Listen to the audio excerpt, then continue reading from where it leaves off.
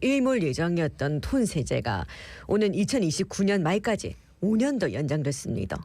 톤세제는 왜 필요한지, 이 톤세제를 연구한 나라는 없는지 자세히 알아볼게요. 예, 동명대 글로벌 비즈니스학과 우종균 교수 전화 연결돼 있습니다. 나와 계시죠? 네, 안녕하십니까. 예, 안녕하십니까. 예, 반갑습니다. 교수님께서 톤세 제도를 만드셨다고 들었습니다. 제가. 근데 톤세 제도가 뭐고 왜 필요한지 일단 다시 한번 말씀해 주실까요? 네, 그렇습니다. 제가 대학에 오기 전에 국책연구소인 한국해양수산개발원에서 근무했는데요. 예. 그 당시 이제 국가 정책 과제를 진행하고 국가 해운 산업 육성을 위해 도입했던 제도 중에 하나가 바로 선박 톤세 제도입니다. 그래서 제가 개인적으로 더 애착이 가는 제도이기도 합니다. 네. 예. 일단 톤세 제도는 외항 운송 사업자에 대해서 영업이익이 아닌 운항 선박의 톤수, 추정 톤당 이익, 운항 일수 등을 기준으로 법인세를 부과하는 제도입니다. 우리나라는 외항해운 산업의 육성을 위해서 2005년 톤세 제도를 도입하고 적용하고 있습니다. 그 근거는 조세제한 특별법으로 동법 104조 10조는 해운 기업에 대한 법인세 과세 표준 계산 특례를 규정하고 있습니다. 이 특례는 일정한 자격 요건을 갖춘 외항해운 선사에 대해서 법인세법이 아닌 톤세 제도를 적용해서 법인세를 납부할 수 있도록 규정하고 있는 것인데요. 예. 물론 외항해운 선사는 일정 기간마다 법인세 납부의 기준을 법인세법 또는 특례에 따른 톤세 제도 중 하나를 선택할 수 있습니다. 톤세 제도를 적용받기 위한 자격 요건은 자사선, 즉 자사 소유 선박 대비 용선 선박의 톤선수 비율이 5배 미만이어야 한다는 것입니다. 이는 외항해운 선사가 톤세 제도의 적용을 받으려면 용선, 즉 임대한 선박의 톤수를 자사 선박 톤수의 5배 이내로 관리해야 된다라는 것입니다.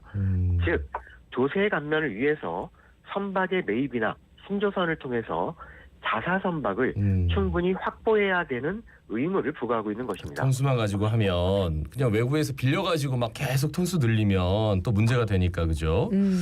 그렇다면 이게 톤세 제도를 도입한 이유가 있을 텐데 이게 효과가 어떤 효과가 있습니까? 예, 톤세 제도는 첫 번째, 톤세 제도를 적용받는 외항해운 선사가 법인세를 납부하는 것보다 세금을 절감할 수 있다라는 점입니다. 현재 톤세 제도를 적용받고 있는 선사는 66개이고요. 선박의 약 75%가 적용받고 있습니다.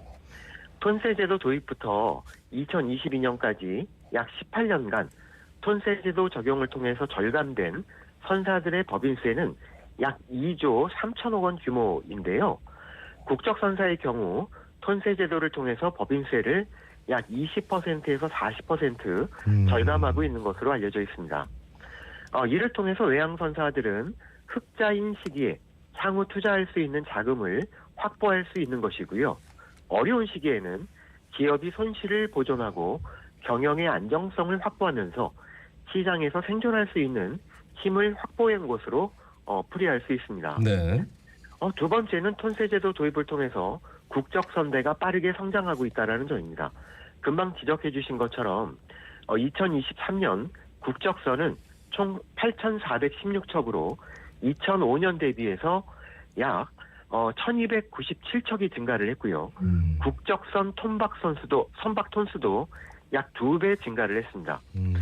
즉 톤세 제도 도입을 통해서 선대 증가 그리고 등록 선박의 증가에 따른 세수의 확대는 물론 선박 투자의 증가, 선원 고용의 증가, 선박 관리업 등 해운 관련 산업의 매출 증가, 국내 조선소 신조선 발주액 증가, 항만 이용료 증가 이런 것 등의 효과가 창출되고 있습니다.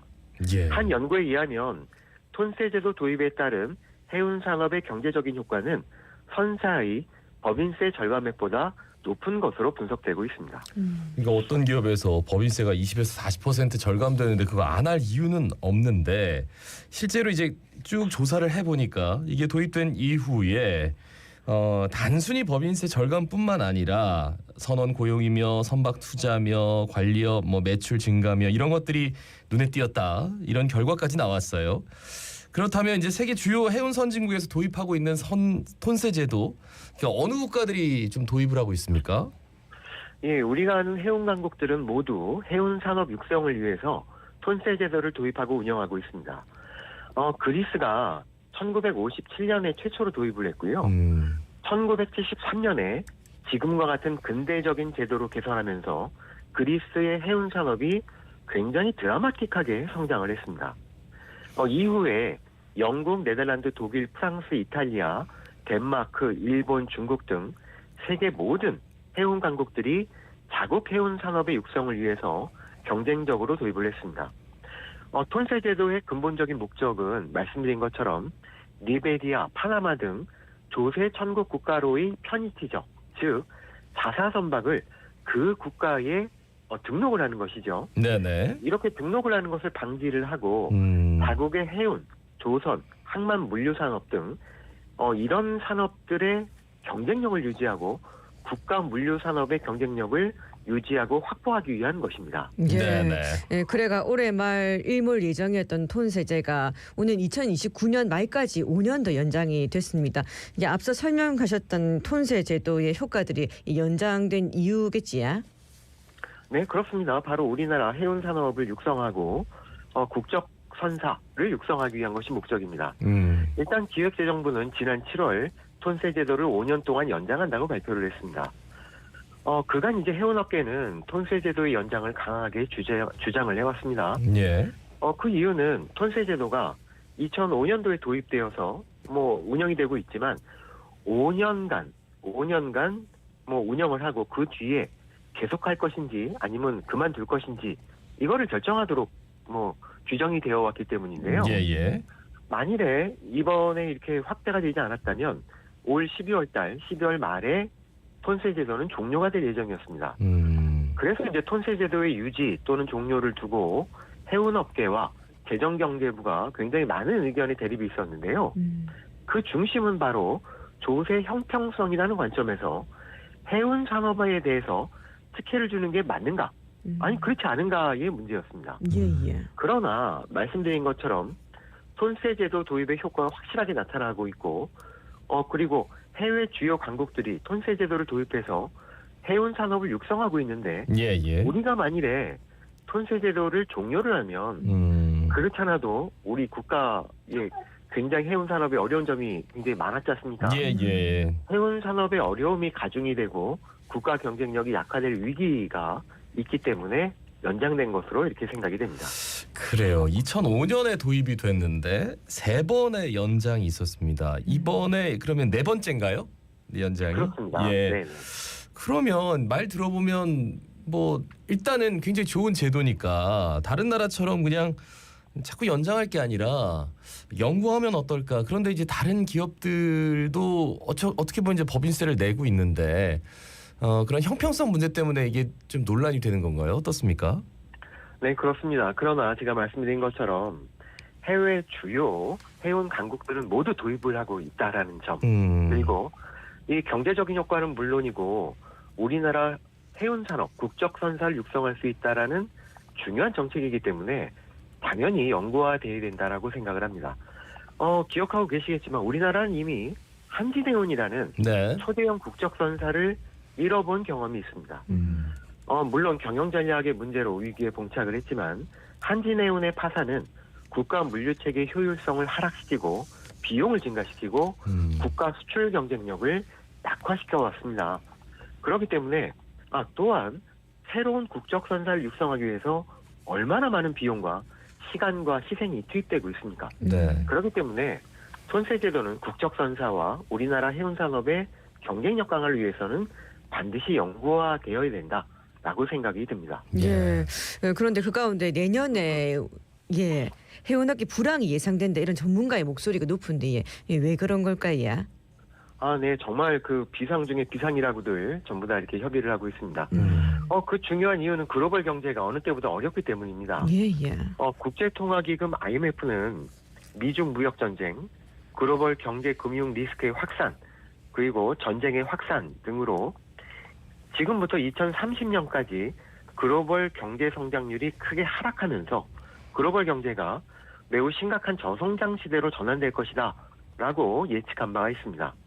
그런데 제2기 트럼프 정부가 발표한 미국의 경제 정책은 그렇지 않아도 어려운 글로벌 경제에 더욱더 부정적인 영향을 미치면서 글로벌 경제의 성장률을 더 하락시킬 것으로 전망이 됩니다.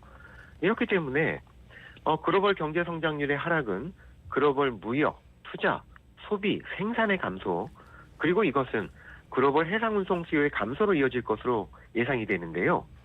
그렇지 않아도 해운업계는 지난 3년 동안 크게 증가한 신조선 발주된 선박들이 내년 초부터 시장에 투입되면서 공급도 증가할 예정입니다. 네. 그러다 보니까 수요는 감소하고 공급은 증가하니까 해운 시장의 운임이 내년부터 크게 하락할 거로 예상이 되고 있고요. 예. 이에 따라서 해운업계의 불황, 선사의 수익 감소로 이어질 것으로 예상이 됩니다.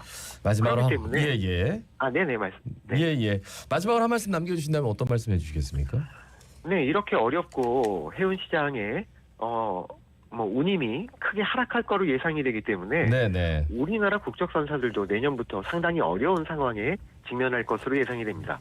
그렇기 때문에 선박 톤세 제도는 국적 선사들이 어려운 시기에 조금이라도 비용을 줄여서 경쟁력을 확보할 수 있는 거의 유일한 제도입니다. 그렇기 때문에 선박 톤사 제도의 연구와 그리고 이것을 통한 우리 국적 선사와 해운 산업의 경쟁력 강화, 지금 굉장히 필요한 시기다라고 말씀드릴 수 있겠습니다. 예. 트럼프 당선인이 뭐 바로 어제 파나마 운하 미국의 사용료가 너무 비싸다 뭐 이러면서 바로 얘기하던데 그냥 직접적으로 얘기를 해버리니까 정말 눈치를 안 볼 수가 없고 갈수록 더 좀 심각해지고 걱정이 많습니다. 앞으로도 자주 좀 전화 연결하도록 하겠습니다. 말씀 잘 들었습니다. 고맙습니다. 고맙습니다. 네, 감사합니다. 예, 동명대 글로벌 비즈니스학과 우종균 교수였습니다.